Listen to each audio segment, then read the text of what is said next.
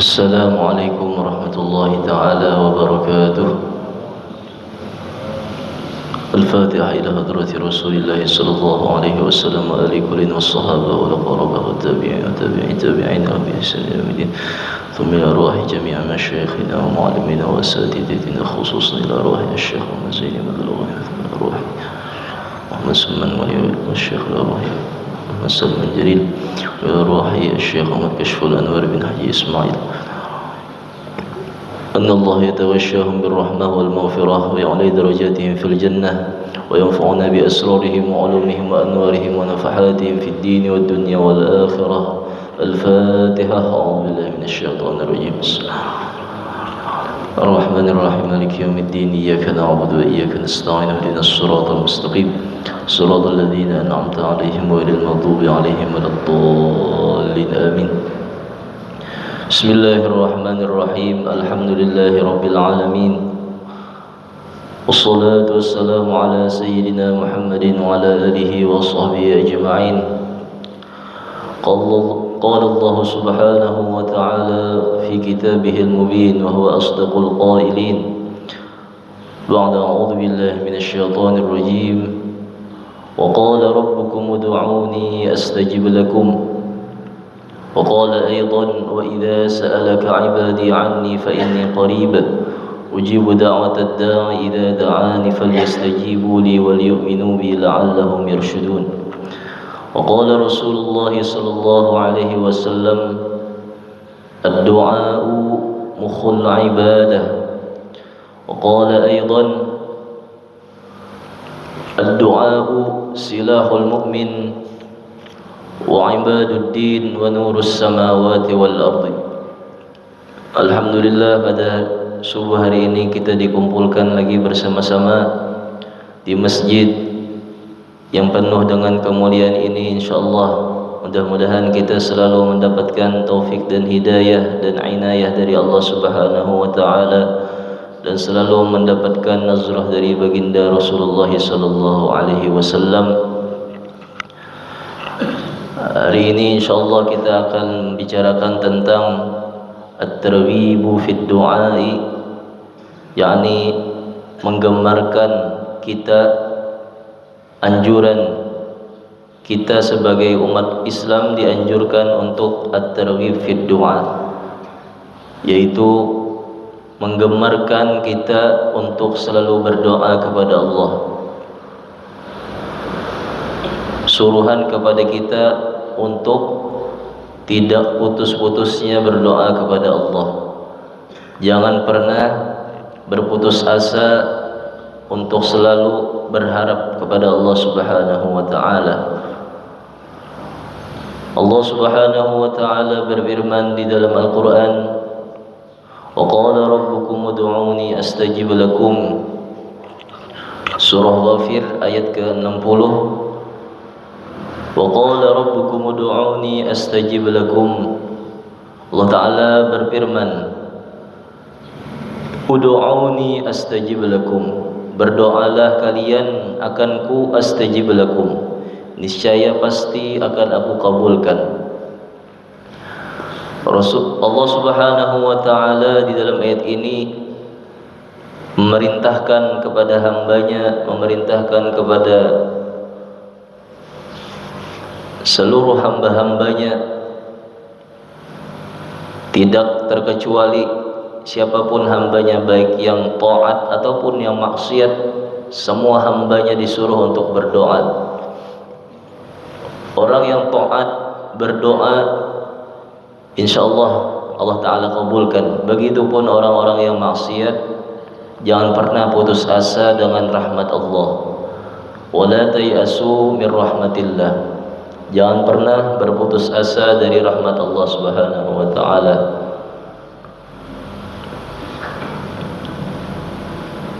Allah Subhanahu wa ta'ala juga berfirman: wa idza sa'alaka 'ibadi 'anni fa inni qarib ujibu da'watad da'i idza da'an. Apabila hambaku menanya tentangku, maka jawablah olehmu, sungguhnya aku maha dekat dengan kalian, yakni Allah Subhanahu wa taala Maha mengetahui dengan kita umat Islam, dengan kita hambanya. Dekatnya ay bi ilmi, dekatnya Allah yaitu dengan pengetahuan Allah Subhanahu wa taala. Jadi bukan berarti tempat, tetapi di dalam tafsir Jalalain disebutkan ay fa inni qaribun minhum bi ilmi fa akhbarahum bidzalik. Maka Allah taala mengatakan, maka kabarkan kepada mereka dengan yang demikian itu. Sungguhnya Allah Maha mengetahui dengan hambanya. Karena itu Allah Subhanahu wa taala juga berfirman, ujibu da'watad da'i idza da'an. Aku Maha mengkabulkan dengan doa-doa apabila orang yang berdoa itu meminta kepadaku. Maksud mengkabulkan yaitu bi'inalatihi mas'al, yaitu dengan mengkabulkan apa-apa yang ia minta.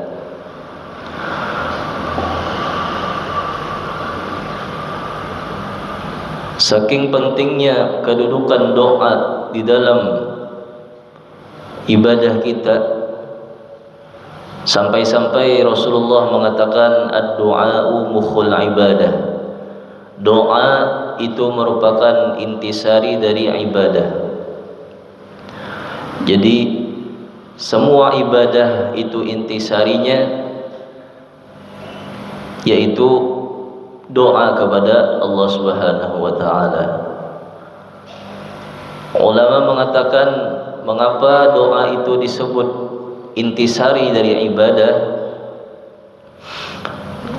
Alasan yang pertama, doa itu disebut sebagai intisari dari ibadah yaitu kata ulama imtithalu amrillahi ta'ala. Karena pada ayat sebelumnya yang telah disampaikan mengapa doa itu menjadi intisari ibadah, karena doa itu merupakan suruhan dari Allah Subhanahu wa taala. Karena itu suruhan dari Allah taala, maka kita dituntut untuk imtithal, untuk mematuhi, menjunjung tinggi perintah tersebut. Allah Ta'ala merintahkan untuk berdoa, maka kita pun dituntut untuk berdoa. Annahu imtithalu amrillahi ta'ala haitsu qala ud'uni fahuwa mukhul ibadah. Maka itulah intisari dari ibadah. Dan alasan kedua, ulama mengatakan mengapa doa itu menjadi intisari dari ibadah. Alasan yang kedua kata ulama, annahu idza ra'a najahal umuri minallahi ta'ala qata'a amaluhu amman siwah. Sungguhnya hamba itu apabila memandang, merasakan, apabila dia berkeinginan, apabila hamba tersebut menginginkan sesuatu dan dia menyadari bahwasanya keinginannya tersebut hanya bisa dipenuhi oleh ketentuan dari Allah, maka dia akan memutus harapan kepada yang lain. Dia hanya berharap kepada Allah Subhanahu wa taala. Qata'a amaluhu amman siwah, dia putus harapannya dari selain Allah. Wa da'ahu li hajatihi wahdah, dan dia hanya berharap dan dia hanya meminta kepada Allah Subhanahu wa taala semata-mata. Karena itu kita sebagai hambanya sangat dituntut untuk berdoa. Sampai-sampai Rasulullah SAW bersabda, tarkud du'ai ma'siyatun. Orang yang meninggalkan berdoa, orang yang kada mau berdoa lawan Allah, maksiatun, orang itu dianggap sebagai orang yang maksiat. Jadi orang yang maksiat, orang yang kada mau berdoa itu dianggap orang yang maksiat.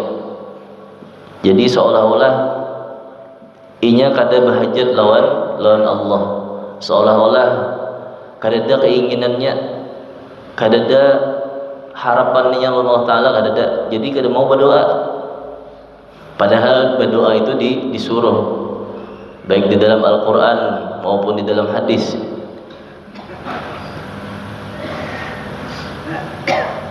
Syekh Nawawi Al-Bantani di dalam kitabnya,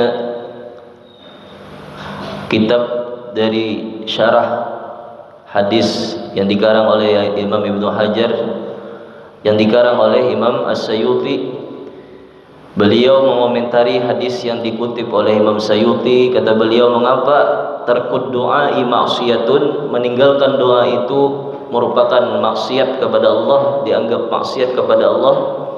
Kata Syekh Nawawi Al-Bantani, beliau ini merupakan ulama ajam, ulama keturunan kita, negara kita Indonesia. Beliau terkenal sebagai orang yang mengarang kitab, karangan kitab beliau ini masyhur di kalangan ulama-ulama Hijaz. Padahal menurut suatu riwayat, Syekh Nawawi Al-Bantani ini orangnya pendiam, bahkan cenderung beliau dikatakan tidak bisa berpidato yang sepasih orang lain, tetapi beliau berkarya lewat tulisan-tulisan tangan beliau. Tulisan-tulisan beliau itu yang membuat beliau masyhur. Karena itu banyak ulama itu ada yang terkenal dengan kefasihannya di dalam menyampaikan dakwah. Ada pula ulama itu yang mastur di dalam kefasihannya menyampaikan dakwah, tapi masyhur di dalam tulisan-tulisan karya-karya ilmiahnya. Di antaranya seperti Syekh Nawawi Al-Bantani ini.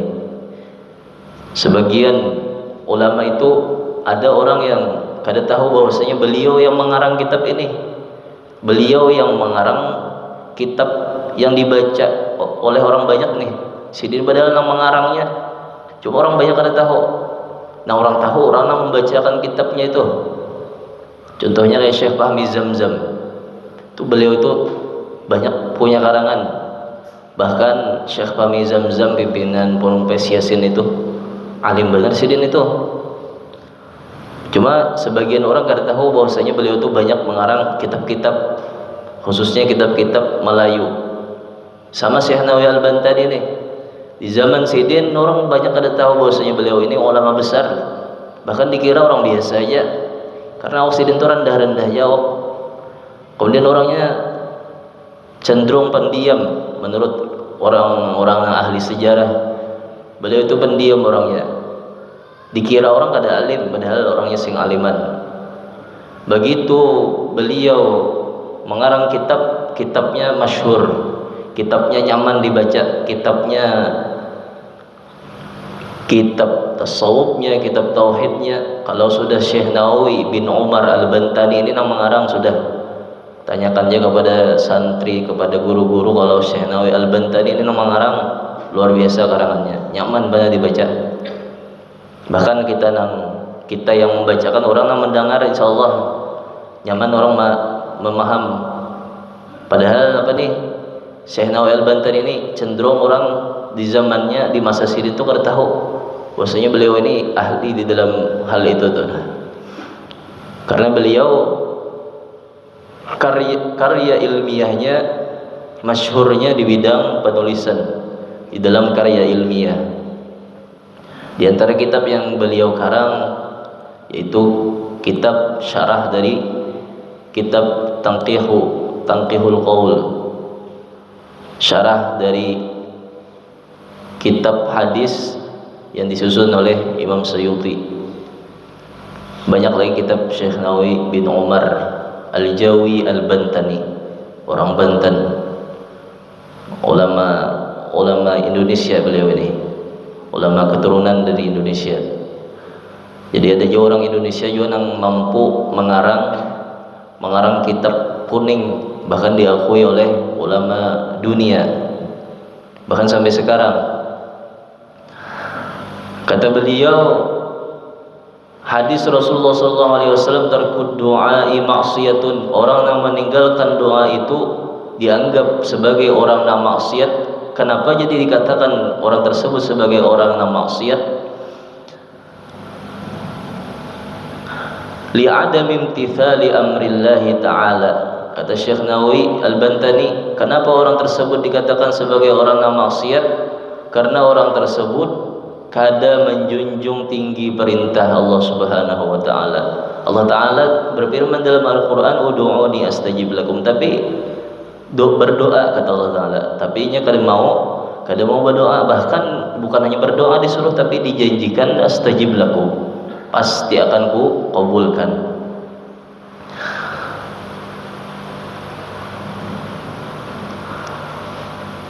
Rasulullah sallallahu alaihi wasallam juga bersabda, "Man la yas'alillah yaghdab alaihi." Barang siapa yang kada mau meminta, kada mau berdoa lawan Allah, yaghdab alaihi, orang itu Allah taala murkai. Jadi Allah taala itu sarik bila kita kada mau meminta. Ada hajat kada mau meminta, ada rahatan kena musibah kada mau meminta lah.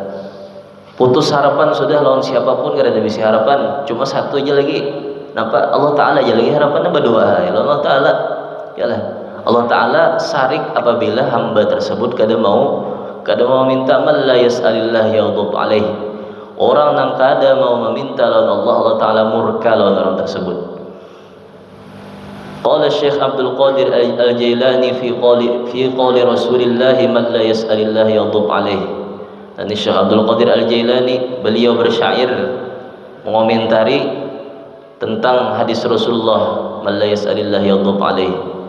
Kata beliau apa? Allahu yaghdab in tarakta su'alah, wa bani Adam hina yas'al yaghdab.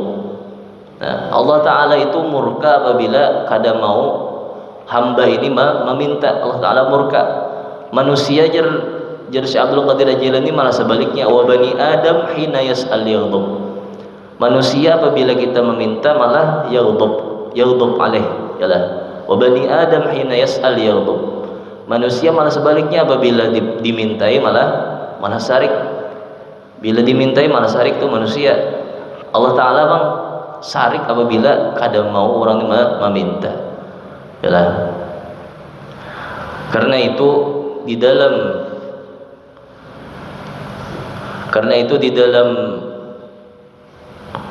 ketika kita selesai sholat itu napa? La yanbaghi lil imam wal ma'mum ay yakhruja minal masjid min ghairi du'atin. Tidak sepantasnya bagi seorang imam dan makmum bahwa keluar keduanya dari masjid, dari langgar selesai sembahyang napa? Min ghairi du'ain, kada ada berdoa. Tuntung sembahyang kada ada berdoa nani napa nih? La yanbaghi, kada selayaknya bagi seorang imam atau makmum bahwa keluar dari masjid, bukannya masjid, langgar atau suntung sembahyang di rumah, kada ada berdoa ini apa? La yanbaghi. Qala Allah taala berfirman, fa idza faragta fansab wa ila rabbika farghab. Surah Asy-Syarh ayat 7 sampai 8. Kata ulama apa? Fa idza faragta ay idza faragta minal ibadah fansab fid du'a. Apabila engkau selesai dari ibadah, selesai sembahyang, selesai salat, tuntung sembahyang apa? Fansab fid du'a. Maka hendaklah apa? Bangkit pulang Bapak. Bangkitnya maksudnya ganti ibadah tadi lawan apa? Tuntung sembahyang bawa berdoa pulang, bawa wirid, bawa berdoa, minimal berdoa. Minimal maksudnya paling kurang berdoa. Idza faragta minal ibadah fansab fid du'a warghab fi ma indallah watlubhu minhu. Dan hendaklah napa? Pinta napa na ada di sisi Allah, hendak sugih pinta lawan Allah taala, hendak sukses pinta lawan Allah taala, hendak napa hajat-hajat kita pinta lawan Allah taala. Idza faragta fansab. Nah ini ialah tuntung satu ibadah pindah kepada ibadah lain. Tuntung satu gawian pindah gawian yang lain. Fa idza faragta fansab. Karena itu di dalam sebuah hadis dikatakan, apabila seorang imam itu napa selesai salat dari salatnya, maka napa malaikat ini berseru. Ujar malaikat napa? Robiha fulanun wa khasira fulanun. Seseorang rugi itu seorang lainnya apa beruntung. Ada nang fulan ini nang tuntung sebenarnya rugi, kemudian ada nang beruntung. Jadi malaikat orang nang beruntung tu napa tuntung sembahyang napa berdoa. Yalah, idza faragha min salatihi al-maktubah yarfa'u yadayhi bid-du'a ila Allah idza faragha min salatihi al-maktubah. Minimal benar berdoa. Yalah, nang rugi pun kayak Pak yang tuntung sembahyang huwallazi kharaja minal masjid bila doa. Orang nang tuntung sembahyang tapi kada ada berdoa nah Rabbana atina fid dunya hasanah barang asal ada berdoa. Karena apa nih, tuntung sembahyang itu kan salah satu tempat nang mustajabut da'wah.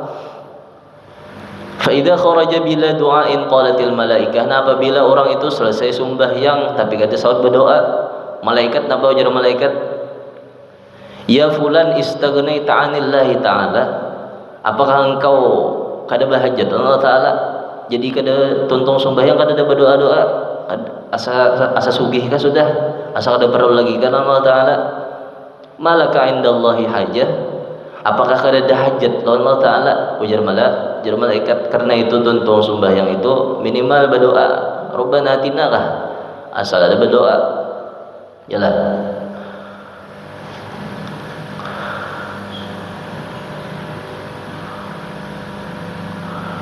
Ulama juga mengatakan ad-du'a'u silahul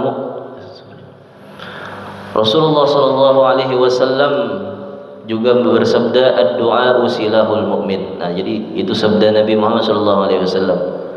Ad-du'a'u silahul mu'min wa imaduddin wa nurus samawati wal ard. Doa itu merupakan senjatanya orang beriman. Yalah, senjatanya orang beriman itu apa? Ya doa. Karena itu ada di Martapura itu ialah guru Abdul Qadir bukan Abdul Qadir Hasan Zillah pengarang senjata mukmin. Siapa Zillah? Kobasidin di Tunggul Lirang ialah wali 5 jurang.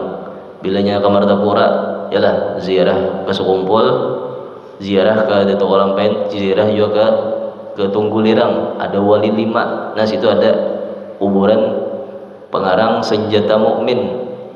Di Martapura banyak memakai senjata mukmin itu. Dapat pedoman dalam beramaliyah. Selain imdad, ada juga senjata mukmin.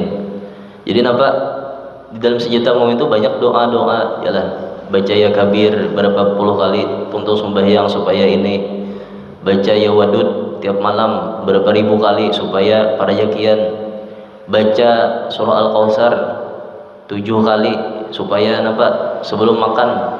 Ada orang nang tuh di mana nang Asmaul Husna nih nang ya kabir ya basit tuntung sembahyang isyraq baca ya basit. Yalah berapa kali nah tuh di mana ambilannya dibuka di dalam senjata mukmin. Yalah di dalam senjata mukmin. Yalah amun orang Martapura senjata mukmin. Kalau orang Malaysia ada senjata tok haji. Yalah karangan Syekh Abdul Qadir Al-Mandili, Abdul Qadir Al-Mandeling, Mandeling Sumatera. Yalah bukan oleh Malaysia tapi Sumatera, orang Sumatera. Yalah orang Sumatera ada senjata tok haji namanya. Ada senjata mukmin, ada senjata tok haji, sama isinya wirid-wirid juga sama. Jadi nampak ulama itu di dalam mengarang kitab, menyusun kitab bukan hanya ilmiah tapi amaliyah. Bukan hanya ilmu yang disampaikan tapi perlu juga amaliyah. Imam Nawawi mengarang kitab Syarah Muhadzab. Sidin ada juga mengarang kitab Azkarun Nawawi. Jadi kada nang ilmunya aja nang sidin sampaikan, kada Riyadhus Shalihin aja nang sidin karang, kada napa? Kada syarah Muhadzab aja kada minhajul abidin aja kada. Tapi napa?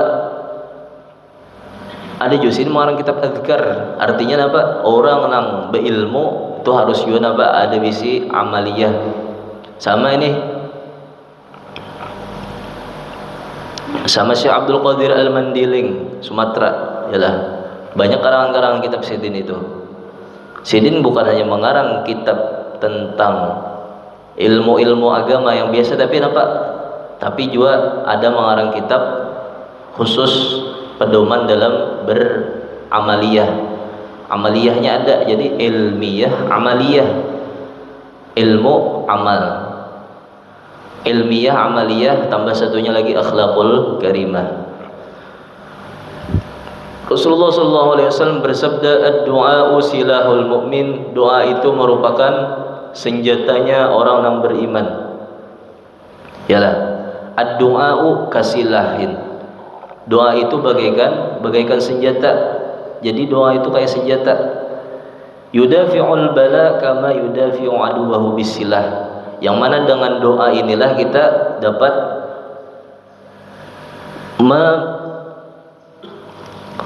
menghindarkan diri dari dari bala musibah. Berdoa Allah Ta'ala, yalah. Hendak minta, berdoa Allah Ta'ala. Minta hajat, minta hindarkan musibah, berdoa lawan Allah Ta'ala. Kama yudafi'u aduwahu bisilah, sebagaimana orang yang melawan musuhnya dengan bisilah, yalah, dengan pedang. Dan doa ini wa imaduddin, dan doa ini merupakan tihangnya agama. Wa nurus samawati wal ardi, dan merupakan cahaya, yalah, cahaya bagi orang yang berdoa. Cahaya, wa nurus samawati wal ardi, dan cahaya langit dan bumi, yakni cahaya bagi orang yang berdoa ini ketiganya hidup di dunia. Karena itu orang yang berdoa ini kadang mau putus asa, kadang mau stres, kadang hilang harapan tuh ada, pasti ada harapan. Selamanya hakun berdoa. Tetapi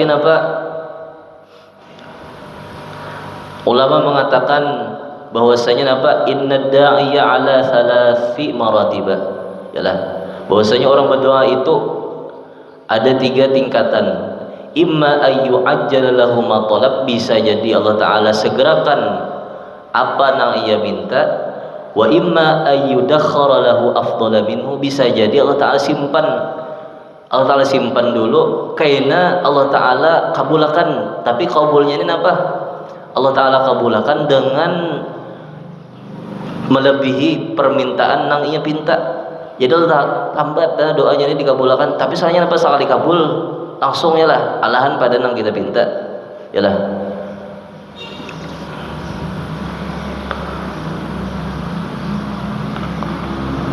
Karena itu Allah Ta'ala Rasulullah SAW bersabda, innallaha ta'ala yuhibbul mulhina fid du'a. Sungguhnya Allah Ta'ala menyukai orang yang mulihin, orang yang bersungguh-sungguh di dalam berdoa. Jadi bila kita meminta ada singkabulan, yalah, ada mau puluh tahun sudah Allahumma yassir lana ziyarata Makkah wal Madinah, berapa puluh tahun sudah berdoa nang itu ada singkabulan, yalah. Bisa jadi Allah Ta'ala Allah Ta'ala tuh ketujuh menarik kita berdoa, biar aja Allah Ta'ala nya kalau sudah dikabulkan. Jar malaikat di dalam hadis nih, ujar malaikat, ya Allah kabulkan bang doanya nih. Allah Ta'ala kadang kau ngabulkan, aku tujuh mendengarnya berdoa, yalah.